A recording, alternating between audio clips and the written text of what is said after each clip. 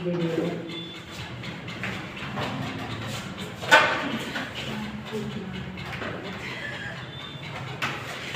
राष्ट्रीय संसाधन क्या है? इसके लिए सबसे अच्छा आसानी तरीका से ये बताए थे आपको कि स्वामित्व के आधार पर संसाधन कितने प्रकार का होता है। तो स्वामित्व के आधार पर 4 प्रकार का होता है। एक बताए थे 4 प्रकार के कौन कौन।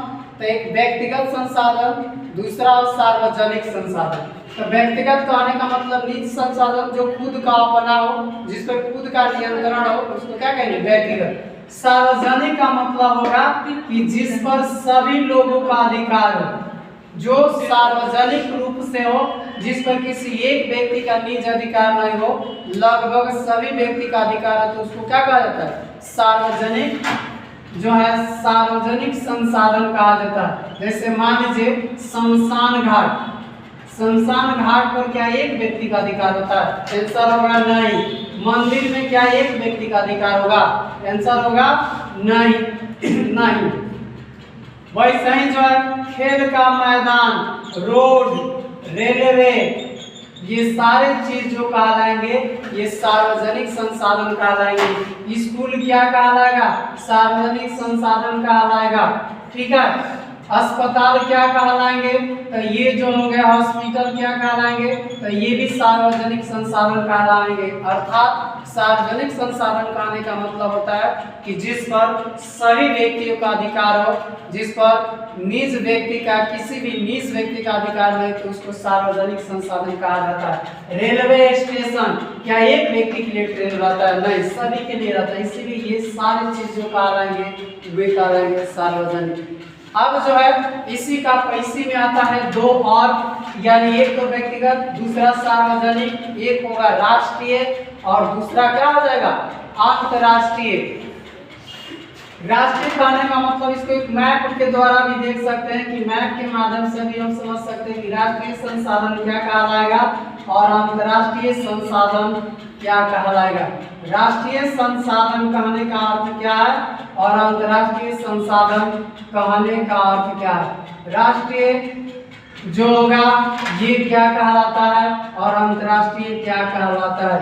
तो आइए देखते हैं राष्ट्रीय और अंतर्राष्ट्रीय। ये मान लेते हैं भारत का मैप हो गया, ये इसका सीमा रेखा हो गया। ये क्या हो गया? सीमा रेखा हो गया। तो इस सीमा रेखा के अंदर जितने संसाधन है, इस सीमा की रेखा के अंदर हमारे पास खनिज है, हमारे पास तेल है, हमारे पास जो है भूमि है, हमारे पास जो है उद्योग है, हमारे पास जो है आपको कृषि है। जितना चीज कहलाएगा जिस पर इस देश के लोगों का, इसमें रह रहे लोगों के हित के अधिकार में जो होता है इसका उपयोग किया जाता है, तो इसको कहेंगे राष्ट्रीय संसाधन। यानी एक क्षेत्र हो गया, क्षेत्र के अंदर, बाहर नहीं, अंदर अंदर जब इस चीज को संसाधनों का उपयोग करेंगे तो ये कहलाएगा राष्ट्रीय संसाधन। जैसे ये भारत के लोग हैं, भारत के अंदर किसी भी संसाधन का उपयोग ये भारतीय कर सकता है। यहाँ किसी भी यहाँ की रेल है, तेल है, जमीन है, जो भी है, इस सब का उपयोग भारत के लोग करेंगे, इसके अंदर करेंगे, तो ये कहलाएगा राष्ट्रीय संसाधन। ठीक है। इसी से मिलता हुआ एक शब्द और है अंतरराष्ट्रीय।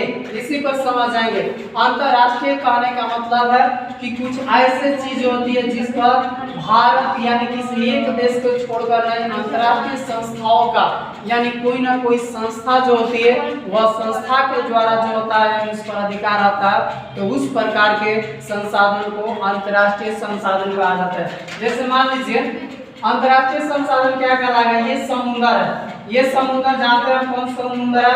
अरब सागर है। कौन समुद्र है? अरब। ये क्या है?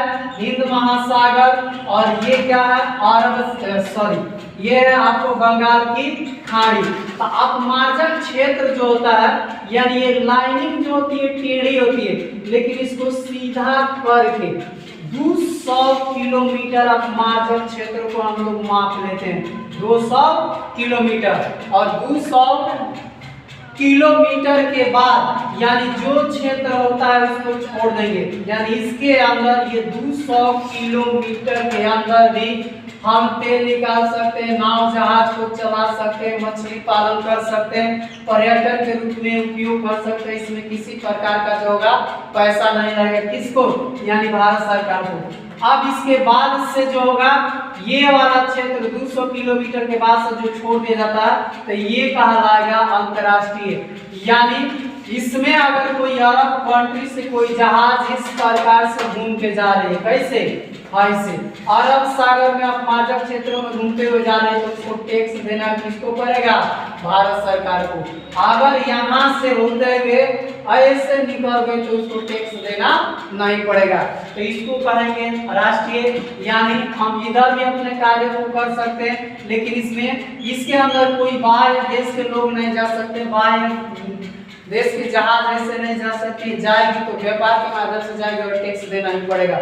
और ये वाला क्षेत्र जो होगा इस क्षेत्र में यह अंतर्राष्ट्रीय, यहाँ से कोई भी जहाज आएगी जाएगी उसे किसी भी प्रकार का टैक्स नहीं देगा, क्योंकि ये राष्ट्रीय संसाधन भी कहलाएगा और ये अंतर्राष्ट्रीय संसाधन कहलाएगा।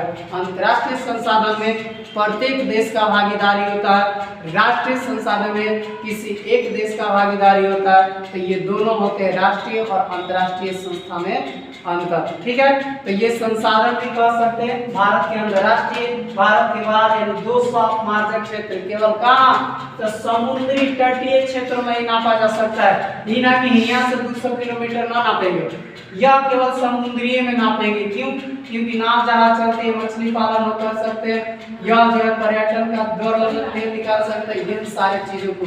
तो इस प्रकार हम समझ गए कि संसाधन कितने प्रकार के होते हैं, वर्गीकरण क्या है, उपयोगिता क्या है, राष्ट्रीय संसाधन क्या है, अंतर्राष्ट्रीय संसाधन क्या है, व्यक्तिगत संसाधन क्या है, और जो है समुदाय, समाज, सार्वजनिक संसाधन जो क्या है, इन सारे चीजों को हम देख सकते हैं। ये मैट्रिक के लिए बहुत बड़ा, जो बहुत उपयोगी है, इसको देखें समझे। अगर मेरी बात समझ में आपको आ रही है तो प्लीज एक बार जो है इस चैनल को जरूर सब्सक्राइब करें। अगर किसी भी सोशल से संबंधित अगर आपको कोई जानकारी चाहिए तो हमें बताएं, हम जरूर उस पर वीडियो बनाने का सफल प्रयास करेंगे।